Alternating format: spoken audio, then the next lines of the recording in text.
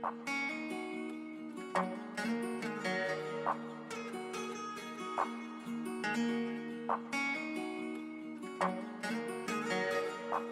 to another edition of Eye on the Issues, and today we are having one of our guests back to give us an update as to what's going on with his school. BJ Buchmann, thank you so much for talking to us. Cheyenne Classical, tell us, let's backtrack a little bit and give us a little of your background, if we can. Absolutely. Well, first of all, thanks for having me on, and thanks for allowing me to express this. So I'm a transplant to Wyoming, coming up from Colorado, and a transplant from North Dakota to get to Colorado to finish graduate school. I went down to Colorado for Adams State, spent a couple years there, graduated from a state university in North Dakota, and then I had a great experience down in Colorado, and I decided to move to Springs.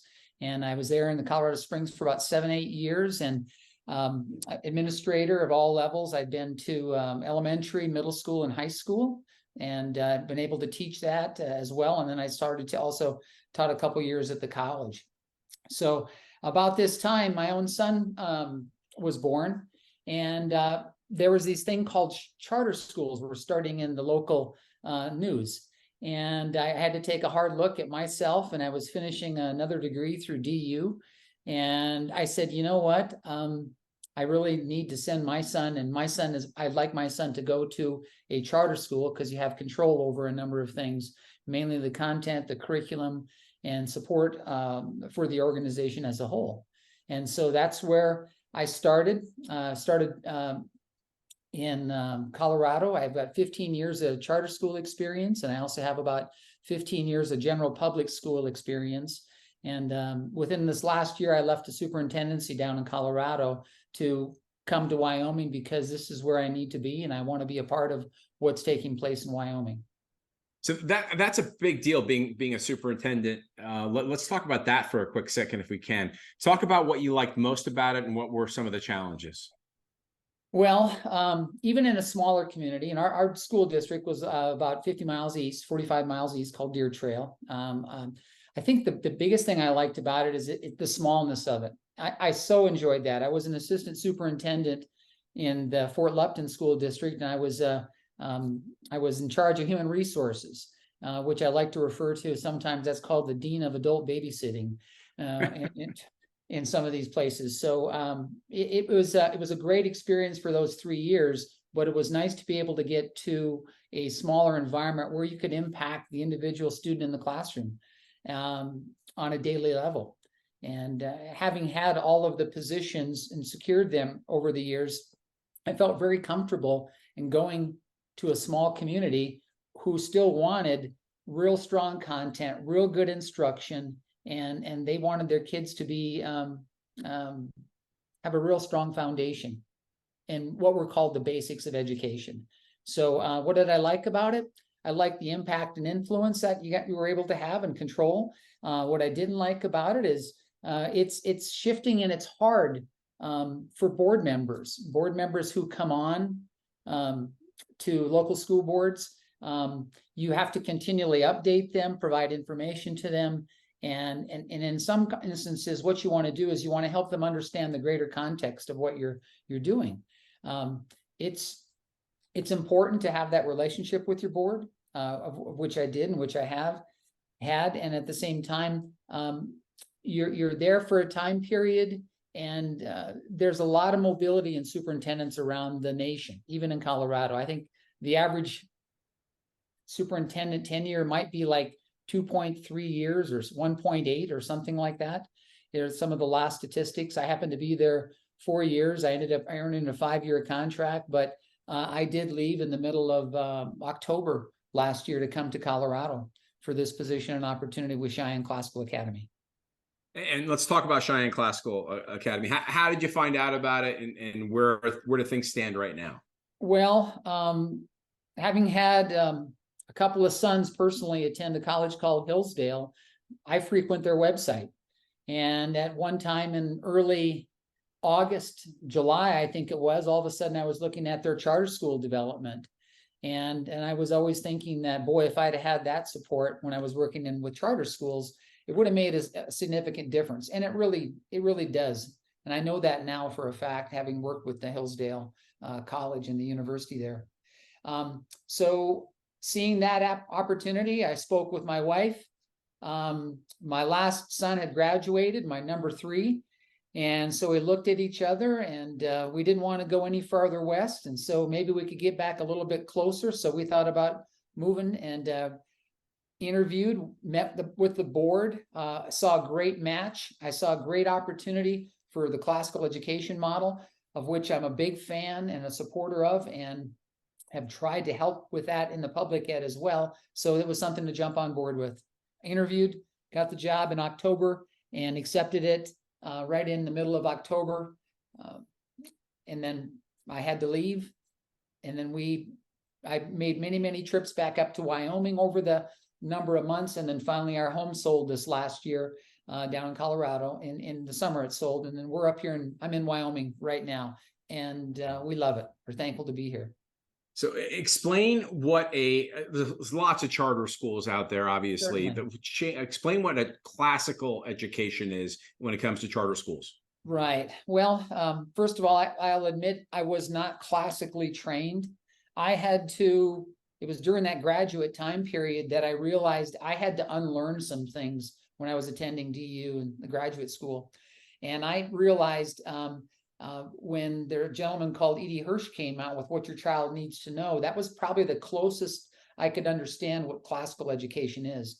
Classical education, though, as I've learned, it's kind of an old education, but the term has been new within the last number of years, and that's kind of been applied here and around the nation. It is it's an idea. It's not an elitist. It's for every student. It's more about trying to understand the human condition, our human nature, what is around us, knowing how we respond to it, and then knowing through the disciplines what you have to do to be a student of it. The history, the math, the sciences, the literature, the great books that we don't often get exposed to. And I was very fortunate as a young child to get exposed to a lot of these good books. And I took a strong liking to it on a natural level, and then come to find out later on that, well, those were classical novels, those were classical books, and it really impacted me. And the classical education model now it's been pretty popular to come around the United States, and with the charter movement as well. You know, it's about moral virtue. It's about the intellect. It's about the mind, but it's also about who we are and what we're about in the broader context. And it's also about, we have to reflect. It provides for us what's called a worldview. So. Yeah, I've heard more and more about the charter school classical education, and that's good to hear, and more about the Hillsdale program, which apparently is amazing. So let's talk about where Cheyenne Classical is right now. How many grades, how many students, what's the path forward? So the path forward is first of all, we were reauthorized by the Wyoming Charter Authority, the authorizing board. The State Land and Investment Board relegated and gave the power over to a newly created Wyoming Charter Authority. And that was in August. Our chartering authority then re-upped our contract so we were supposed to go last year. We didn't have a facility. So now we're starting this next fall. We have a facility. And if you could repeat the question, Mike, I think I missed it a little bit, but I want to make sure I stay on topic with so you. What grades are you going to be? How many students are you targeting? Right. So right now our facility is at 5200 Ridge Road, and we're going to open up with 5 grade levels, K through 4, 2 rounds each. So really what that is 10 sections. The maximum capacity would be 25 per grade level. And that's with a little help and support from some paraprofessionals. So ideally, if we could be at full capacity, that would be 250. I would like to be between 225 to 250 with the different grade levels. And that is the newness of it. But there's also a sense of excitement in the community when I go out and talk to a number of individuals throughout the community. And so let's talk about, first of all, how parents can find out about your school. Let's say I want to do something different with my kids. What I'm doing right now is not working. Right. And, we encourage that, and I've answered the phone a lot last year, and I had to answer to a lot of emails because when we didn't start up last year, there was a lot of pains and anxieties, and I had to field the phone calls, but we all felt the burden of it. And so I talked to the parents. Our information is at CheyenneClassical.org. If you go to CheyenneClassical.org, you'll see the general information and an overview on our website. We also have a Facebook page that talks about where our general meetings take place. As I've hosted a number of smaller meetings, I'm here in town. I was out today talking with some local, I call them community influencers. And they're very positive about Cheyenne Classical coming into the community and offering the parents a choice. And it makes the biggest difference when parents and moms and dads get to see what the curriculum is, what the content's about, what the involvement will be, a uniform school, meaning the kids wear school uniforms, building of culture, building of character, moral virtue is high. And it's a very exciting thing for a lot of parents to jump on board and see this, because it's something they have not heard of before, but they're drawn to it. And I'd rather but I realize this, there's a lot of parents who might come to something versus running from something. And so my goal and my effort is to help educate them and help them understand as much as possible. And then also share the leadership in it over time, because eventually this is parents' choice. And we think the most of the parent, yet at the same time, this is how the foundation of the school has to be laid according to the board of directors. So for parents that are not familiar with charter schools, publicly funded charter schools, can you explain how the costs work?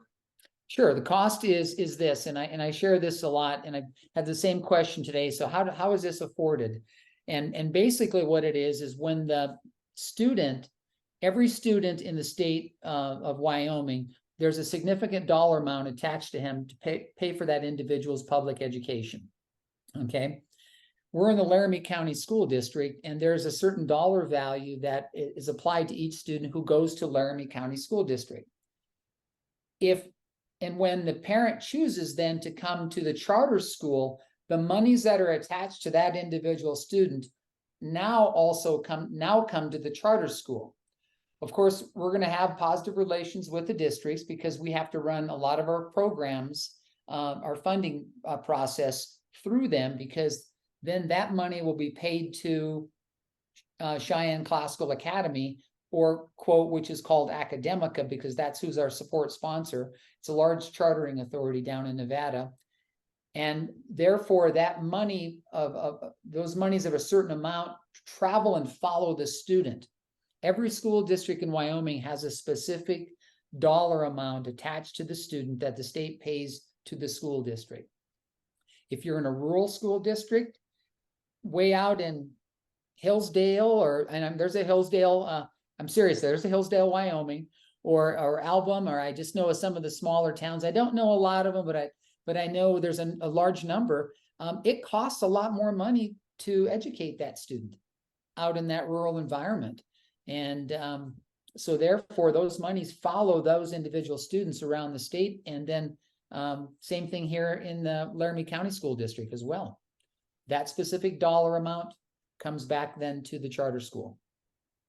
So for parents that aren't really completely up to speed with what opportunities avail their kids in charter schools, what could you say? Well, okay, if you're looking for this, or if your kid's frustrated with the regular curriculum, what could you tell them? What kind of spark can you light inside them to make them find out more? Well, first of all, I have trifolds, I have literature. I don't go there and just talk. And sometimes talking can be my best friend or my worst enemy. All right. It all depends on at certain moments. But I share with them about the formation of the content and information that their child is receiving. Kids are born with a sense of wonder. Being a parent, I didn't have to say, well, get out of the chair and go walk around or quit crawling. Think about that. The mobility, the nature, they're always curious. First thing children do to learn is try to put things in their mouth. Okay. And I say that from a baby standpoint, and they're in a constant state of wonder. So I really try to help the parents understand that this is for all kids from all backgrounds, and the content and information that we share with them will help them frame a worldview. And then I explain to parents what a worldview is, and I spend the time with them knowing that a worldview, whether we know it or not, is one that is either put on us or absorbed into us or indoctrinated into us. And you have to be cognizant of that at all times. Movies that we watch, television, the books we read, the things you hear on the news, some of the conversations that you've had with some of the individuals on your programs, everybody has a worldview. And it's nice to identify what that is. So it takes a while for moms and dads to process. And I like to hear them also talk about what their experiences are with understanding a classical education. Because I, as a parent and an educator, had to relearn everything as well, too. And Hillsdale provides the great content for that, too, that we enjoy so much. Is there anything I'm not asking you about you think parents and students need to know? I don't think so. I think the important thing is that I like to share with moms and dads and our parents, especially, that when you have structure, students and kids crave structure. They crave a discipline that they know their place, they know their role. And it's not a militant, it's an environment that's respectful, it's encouraging. And it's also complementary, first of all, to the teacher who's going to manage this, but then also to the parent who's going to expect their child to do something. We want our kids to be challenged. We really do. Students don't rise to low expectations. All right. Now think about that statement. You have to have high expectations. And it's a dialogue. It's writing. It's reading the great books. It's literature. It's content. But it's also knowing, too, I think this is really important to share with you, is the inheritance of what we have inherited as a nation. The willingness to know that we are an inheritor of something very important. And if we don't work hard to develop a future citizenry, there's a strong potential that this is going to go away permanently. And so we need to have the long-term game and think through that and plan for that accordingly. And I'm passionate about that. I've hoped to instill that in my own family, but I've also wanted to instill that in other students as well, that they have a role and a responsibility to fulfill. And so one more time, let's share your website again. It's Cheyenne Classical. Cheyenne Classical, .org. CheyenneClassical.org is right there. I've got a number of trifolds, brochures, interest forms. We want to keep it, I'm going to say this, we want to keep it Wyoming-esque. All right. And that's why we've got the boots, we've got the Patriot, we've got all the good things that Wyoming has, and we want to continue with that. Fantastic. BJ Buchmann, thank you so much for sharing your story. And for anybody that wants to find out more about why the Wyoming Liberty Group, who sponsored this interview, you can go to ywlyliberty.org. Thanks again, BJ. All right. Thank you. Thank you, Mike.